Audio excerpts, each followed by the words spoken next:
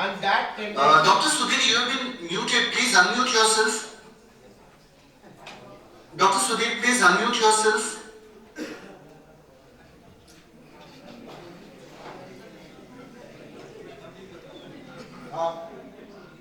Thanks to our chief guest who come up for a very short while, but in a nutshell she deliberated a great message, delivered and passed it to the coming generation of researchers and scholars, where she supposed to say, she was telling and pondering upon with a great stress that we must have to develop a tendency to look at a book as a book. Many a times we have tremendous respect for religious texts like Bhagavad Gita, like Holy Quran, like Bible, Holy Bible, but we listen, we read it with the great respect, but we don't approach to adopt it. Like there is a question raised by Swami Sukhbodhananda in his book Personal Excellence through Bhagavad Gita. He said that we have tremendous respect for Gita, but question is that, do we live Gita? We have tremendous respect for Quran, but the biggest question is that, do we live Quran? What are the ideology? That is, the biggest problem is that. And because all the root of disputes are there, similarly, we need to develop a kind of approach. Objectivity itself is, removed in postmodern tradition. And modernism talks to be objective, but postmodernism said that we all are cultural construct and we are developed and nurtured in a way that we look anything with the lens that we are projected to, that we are offered to. So we all are having our different vision to approach to a text. So being objective, even for media houses, that or for even reporters or even writers, thinkers, is a very tough job. But the day for students it is said that they are going to be maker and shaper of the society and destiny of the nation. For that purpose, the underlining message that came to us from our chief guest of this conference, Honorable Easterine Kire, that we need to look at a book as a book. And for that purpose, for that short-lived time that you could draw for us from your busy schedule, you deliberated upon the great message and you pondered over it. We all are thankful as organizers to you, ma'am. Thanks a lot. And in between, again I wish to take my opportunity to extend my heartfelt thanks to Neenu Kumar ma'am, Professor Neenu Kumar, Aditi Mahavidyalaya, University of Delhi. Thank you, ma'am, for being with us, and thank you for accommodating your conclusion in a very short notice. I salute you from here, humble pranam from the Department of Humanities and Social Science, Madan Mohan Malviya, University of Technology. From this forum of TAFEs, we are lucky to have you, the Achievers Foundation, and even Government Girls College, Pune. And we are having our MOU partner student also, KIPM College of Management, hosted jointly by NDLI partner, National Digital Library of India, Club Madan Mohan Malviya University of Technology. Thank you, ma'am. Thanks for being with us, and thanks for your kindness. With deep sense of gratitude to our chief speaker, chief guest of the day, now we will be moving towards the next proceeding of the conference.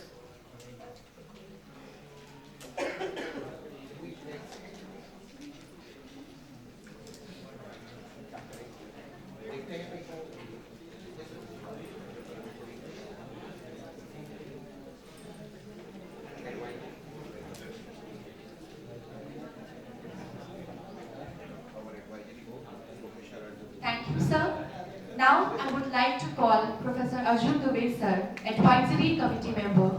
So please come off the stage.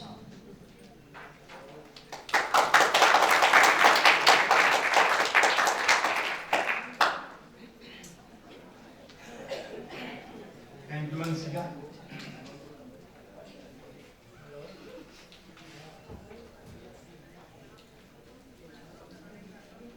Dr. S.N.C., Head Department of Humanities and Social Sciences. My other esteemed colleagues, other faculties from other institutions like KIPM, Gida, Gorakhpur, students who have come here from that place, that institution. I felt delighted when I saw their entry in the room. It was in a very orderly manner, and I was mesmerized. Mesmerized in the sense that it was a pure order. Normally we do not follow order, we like disorder.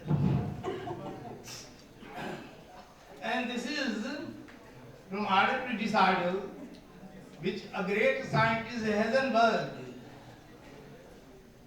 has said that the whole world is suffering from this typical phenomena of order and disorder. We can make disorder very easily, but hardly put them into order.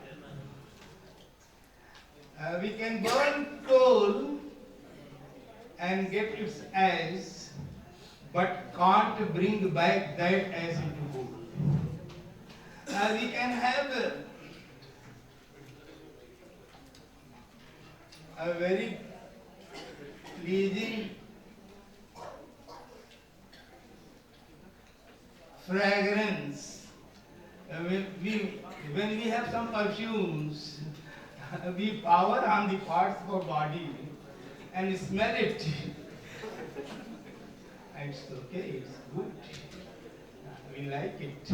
But we cannot bring back that smell into again the bottle of the perfume. So, in the postmodern age, because literature without life, very difficult to ponder upon. Because all that we have in life become the part of literature. And in life we reject. We have been rejecting our traditions ever since the time immemorial. We do not easily accept it. We put questions. You might have heard the X questions which 5 Pandavas gave answer to.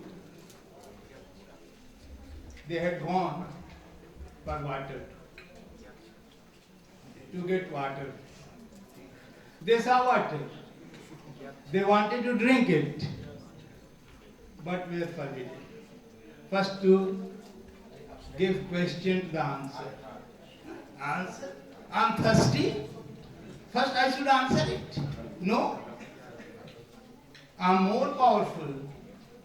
And the result is that they disobeyed it.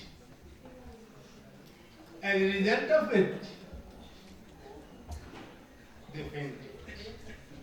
Ultimately, Yudhishthira came and he had to give answer to the question, and then only he was allowed.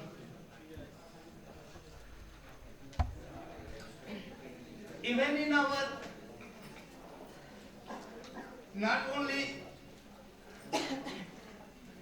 we try to search the postmodernism even in our ancient scriptures.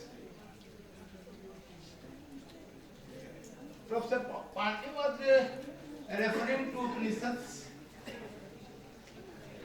We have aeroplane today. It is the modern invention.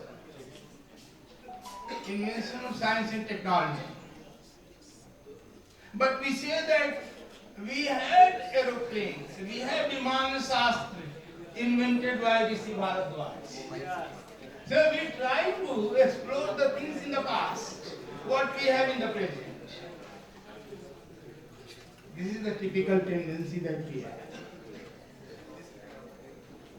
So this is not a new, but we try to look at and look into something new from the old. There is a conflict between individual and tradition. Individual wants to reflect individual's talent. Do not accept the tradition. But individual talent that individual has, later on the course of time, also become the part of the tradition. Because that individual talent combined together become tradition itself.